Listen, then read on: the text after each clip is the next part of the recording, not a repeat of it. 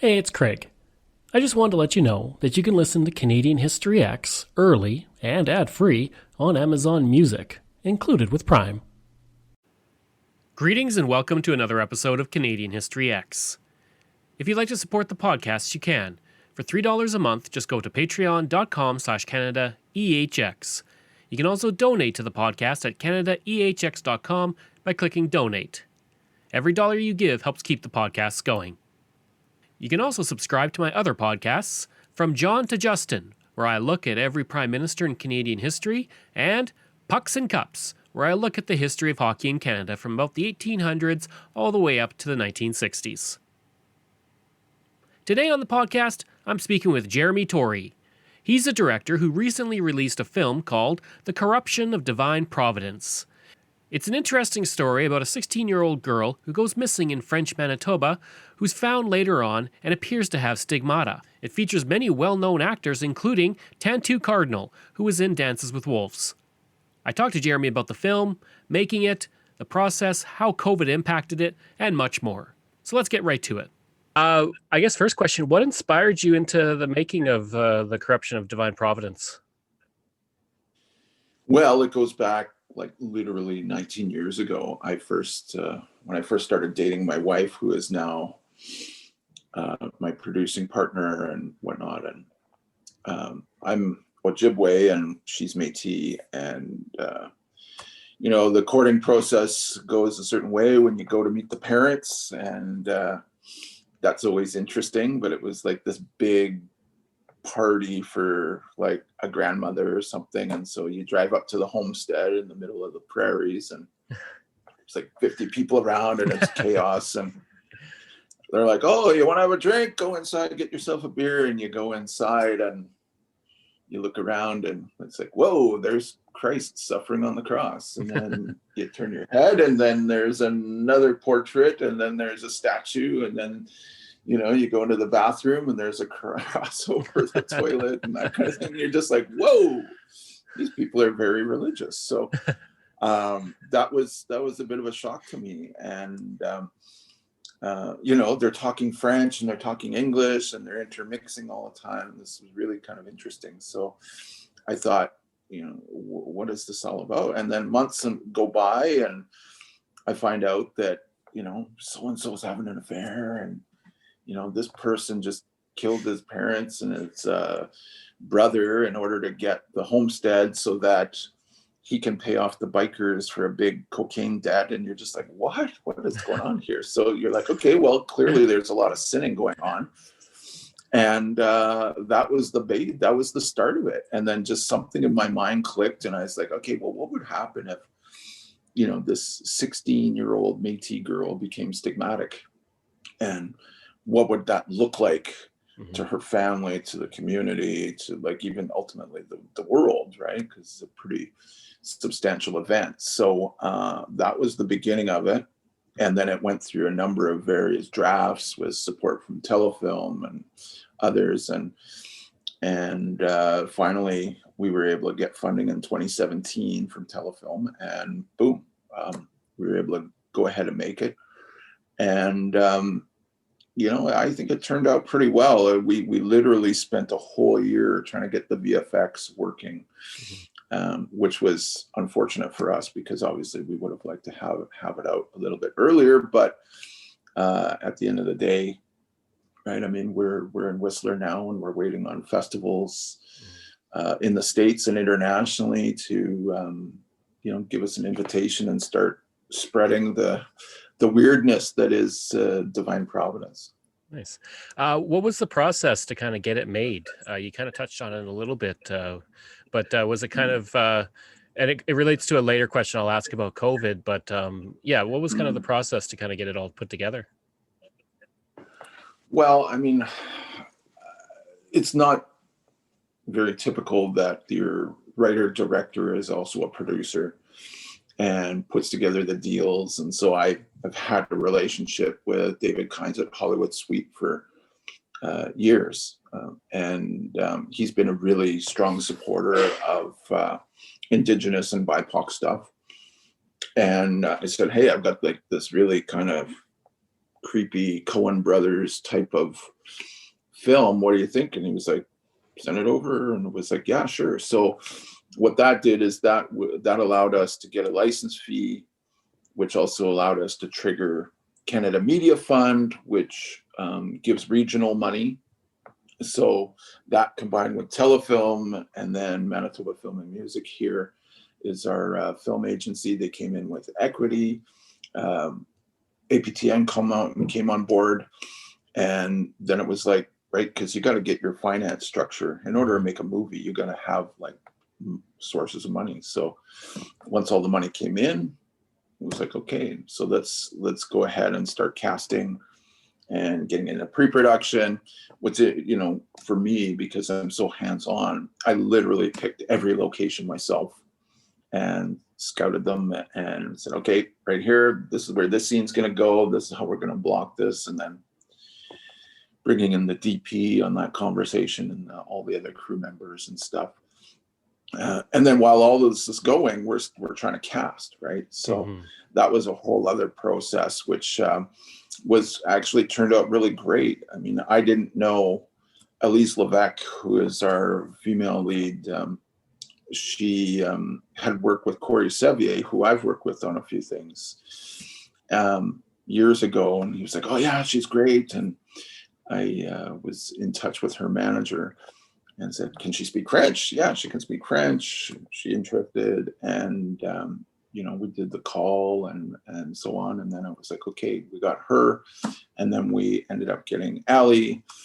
And then we got David LaHaye, who is French Canadian out of Quebec, who can go in and out of French, you know, fluently, and is actually like a fantastic actor. I didn't realize, you know, the gem that I was getting in having him come along. And he was also very gracious with our Manitoba actors because, and the rest of the cast, because our French is definitely different than Quebecois French, right? So it was like, it was something to, so he was able to, you know, this is how you would say this, as opposed to the way I had written it, because, you know, I ended up in taking French immersion here in Winnipeg in my youth. I guess the next question is, what was it like working with people like Tantoo Cardinal? Well, I have known her through the, you know, circuits and stuff for a long, long time, but I never had the opportunity to actually work with her. So she is now, she was available. And I think at that time we couldn't say anything, but did she get into Westworld? I think she had one or two episodes on there or something. It sounds familiar, but then she was also doing the cop show afterwards in New York, whatever that is, for I think ABC. So like someone like her is like, you know, is always super busy, but she was incredibly professional, very gracious. And we actually had her shooting on the very first day, and we had this beautiful morning south of Winnipeg in St. Pierre-Jolie. And she was up first, and we shot out the first scene with some horses, and then she sits down with Ali's character in this sort of opening of a barn, and the sun is coming down. I just like, it was just so beautiful. It just looked great. And, you know, the performance, obviously, you know what you're getting. She's going to nail it. And that, so being able to work with people who bring something extra to the table, so it's a real collaboration, is something that I'm always excited to do, because, you know, this is like, it's not like a painting where it's one person and they're doing all the strokes and picking the materials and that kind of thing. Film is totally different, right? You're counting on your heads of departments, you're counting on the actors, all of that, the cinematographer, who is Eric Kayla out of Montreal, all really good people to sort of come together and help paint the picture. Are you excited for Whistler?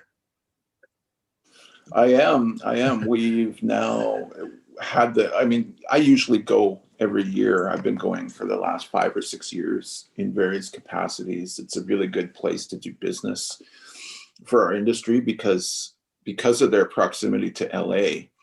They're able to bring in some pretty good heavyweights, and you get access to them. Like, it's a very small, intimate festival, but I think culturally it's managed to hit well above its weight as far as the people and the films that they get. I remember, I think it was last year, Paul Graton, the film programmer, he got I, Tonya, right? And I was like, how did you do that? And so you get to see some really great films. The other thing he did is he actually brought in, he got a print of The Irishman before it was coming out on Netflix. So, you're able to like see a film like that on a big screen.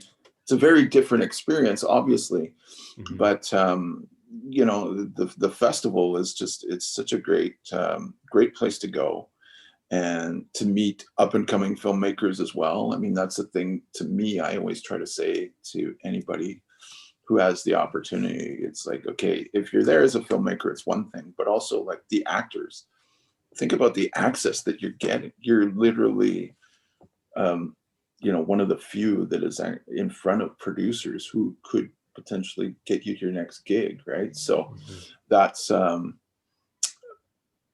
another real benefit, I think, is just being able to mix and that kind of thing. I guess the good thing is I don't have to be drinking heavily until the early hours of the morning, because that's another pitfall of doing these festivals is everybody wants to socialize, and a lot of that stuff happens. I mean, it is a legitimate side of the business, because everything is relationship driven.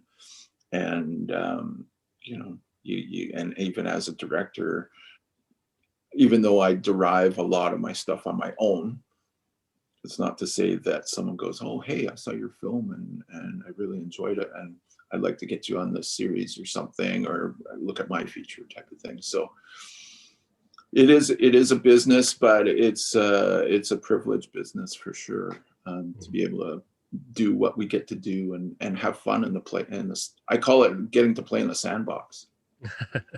Absolutely. What were some of the challenges with putting together the film that you maybe didn't foresee when you were making it?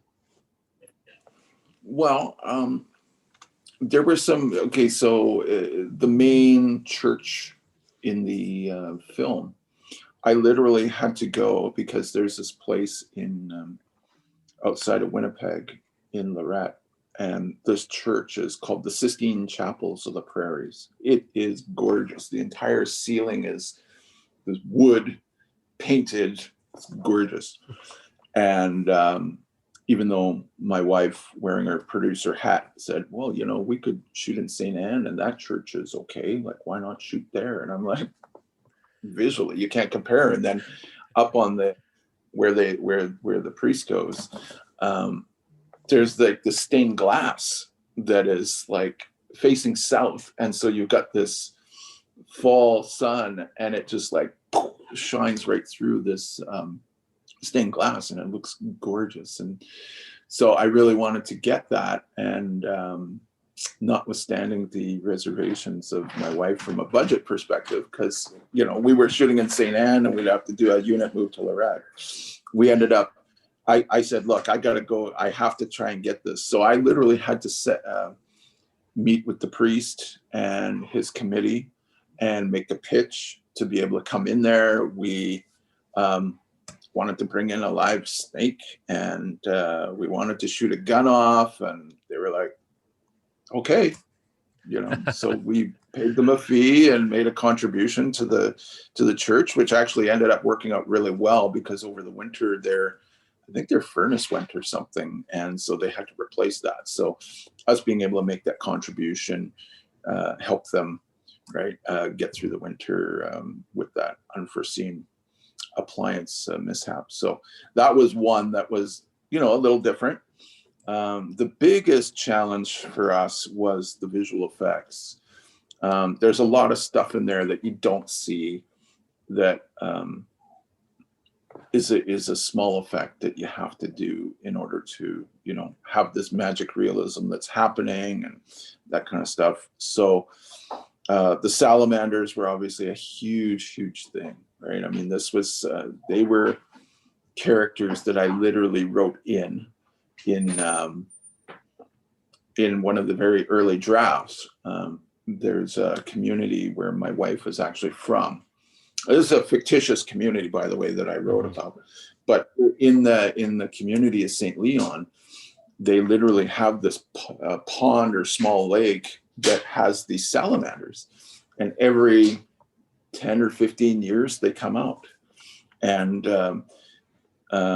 they come out and just like by the thousands, they come out of the mud and they cross the roads and they go throughout the community and then they disappear for a while. So I thought that was really interesting, that if you had this young woman who is receives this divine message from God, how would that work? How would that be seen by all the different elements, right? We've got the Dakota community that's nearby. They sense that something's going on. Other people are reacting to the messaging that this young woman has been visited by some sort of divine spirit, however you want to call them. And so naturally I thought, well, the salamanders, they too have a connection, and they are coming sort of like, so she ends up being like the Pied Piper leading these salamanders through the town and stuff, right? Mm-hmm. So it was interesting, and our visual effects artist in Montreal, he got really sick because rather than do full CGI on these salamanders, he basically used the same materials, like if you were going to do like the wiggly fishing lures. Mm-hmm. He did these molds in his apartment because of COVID, and he like got really sick, like literally hospitalized for months and stuff. And it was like, oh my God, like this is crazy. So he eventually recovered, and then he was able to get back and finish them.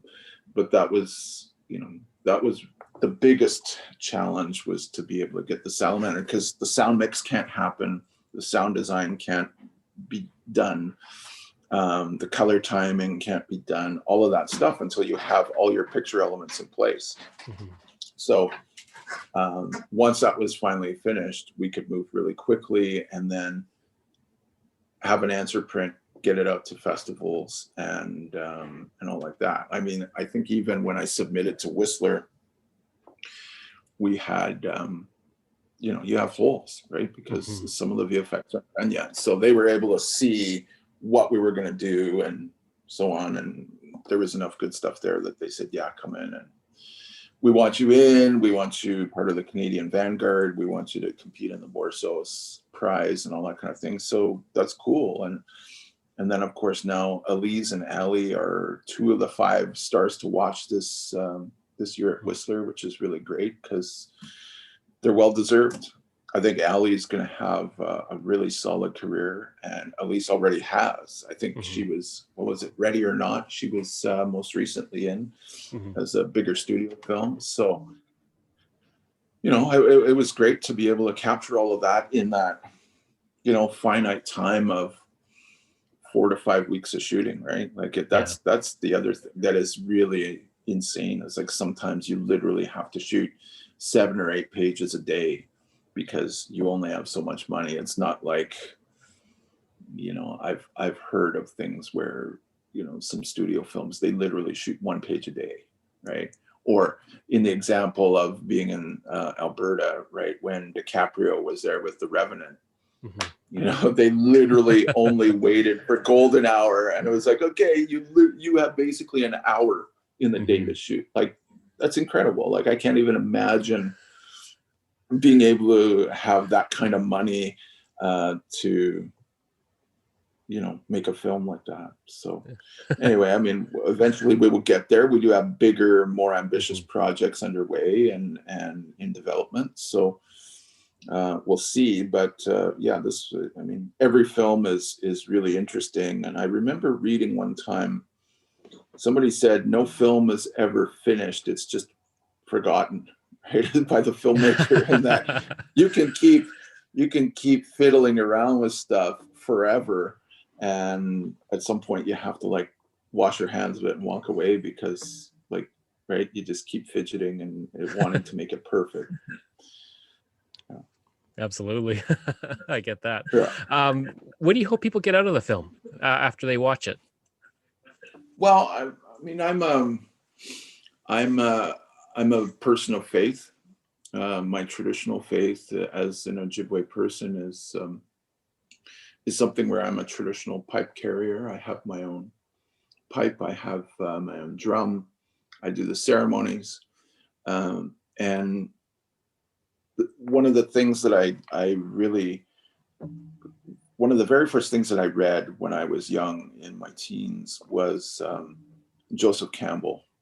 And, he basically did these books, Hero of 1,000 Faces. And there was another one, I can't remember exactly what it was, but he did comparative mythology that if you looked at Australia and India and Africa and Europe and North America, and you go to the origin stories of the people in those areas, and you hear what their teachings are. Basically, they're all the same. There's a flood story here in North America, or Turtle Island, as we say, right? There are all these parables that are interconnected, even though we've got oceans and continents between us. A lot of the stories are very similar, and so that's always stuck with me. And so when I started to write this, I said, what do I want to get out of it? And it was this message that if we can set aside our rigid religious differences and just focus on the messages of anyone's faith, no matter who you are,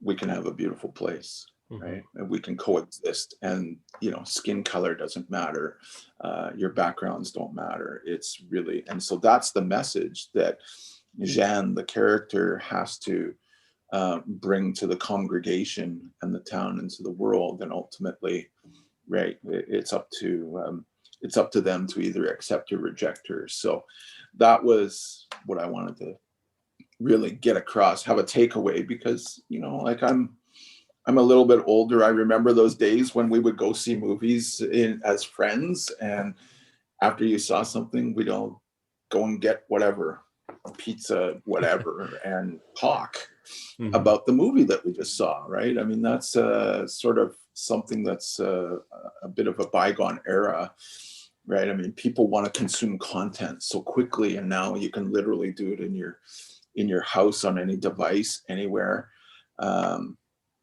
And there's something to that, right? We want our distractions, but for me, I really wanted to sort of hopefully impact people in a way so that you could think about it for a little bit, right? I'm not trying to convert anybody. I say, hey, look, there's something else to this thing we call life, and just think about it. Absolutely. So you have the film, it's going to Whistler. You're going to be looking at other film festivals. So looking into next year, I mean, we're only like a few weeks away from it, but looking into 2021, kind of hard to say because of COVID, what's going to happen. But what's next for you and for the film going into next year?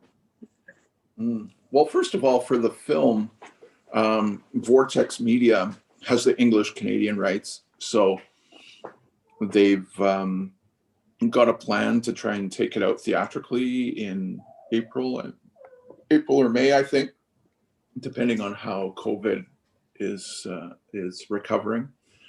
And then there'll be like the SVOD and AVOD type of windows, and then I assume probably by somewhere around September, it'll be on TV on Hollywood Suite, and then go through its windows there. So that could be much bigger. There could be a bigger splash once we get into some of the other festivals that we've applied to.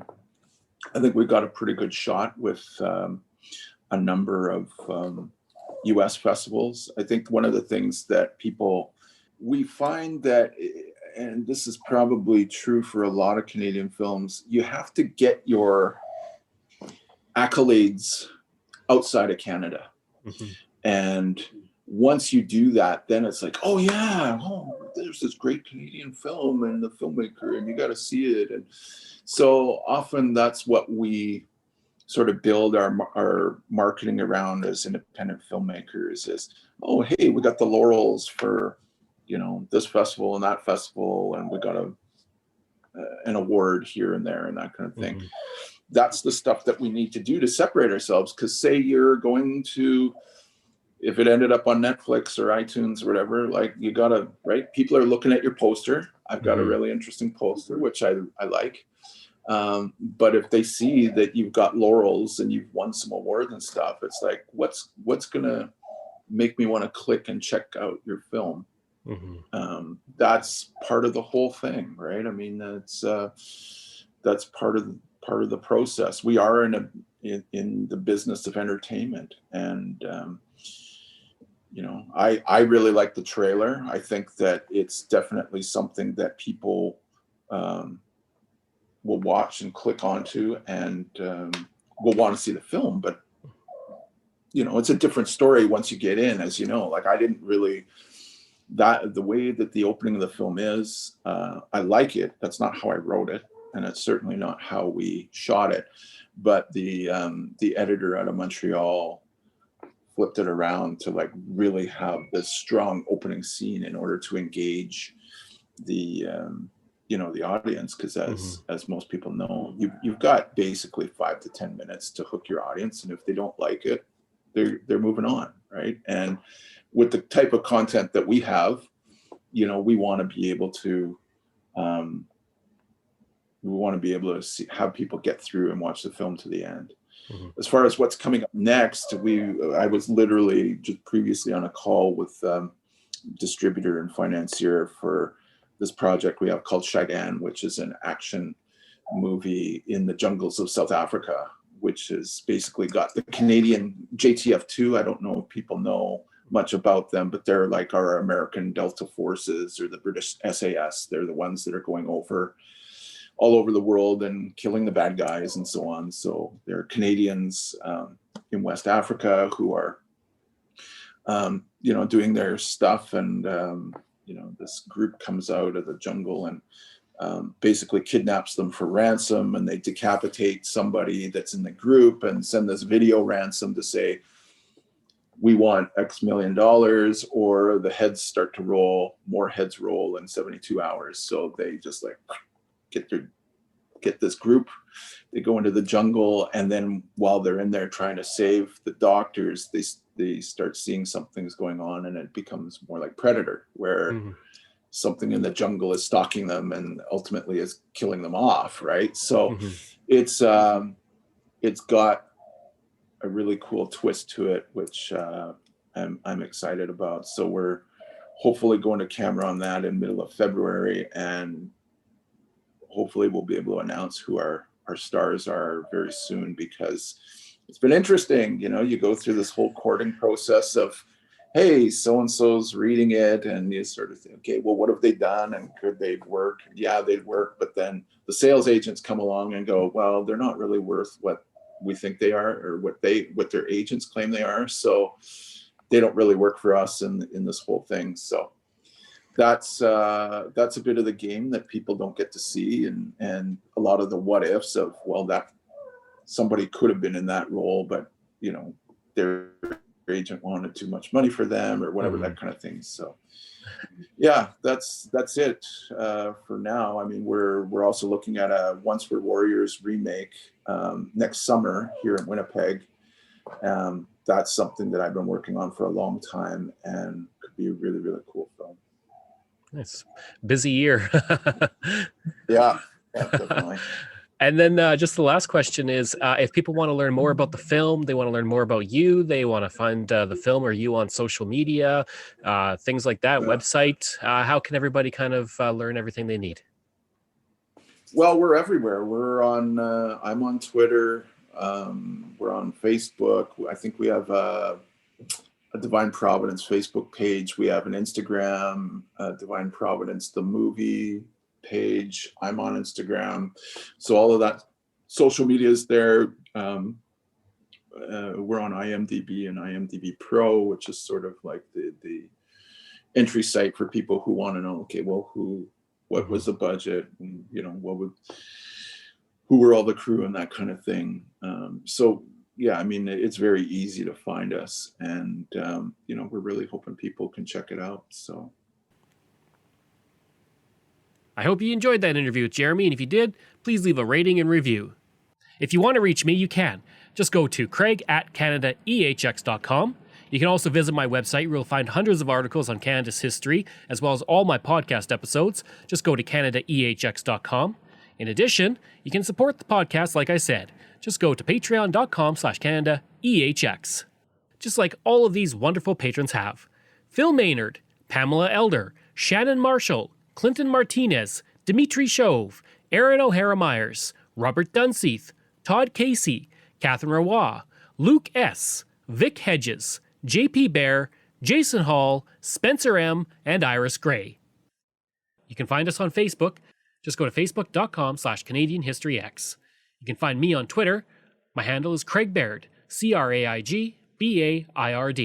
And you can find me on Instagram. Just search for Bairdo37. Thanks, and we'll see you again next time.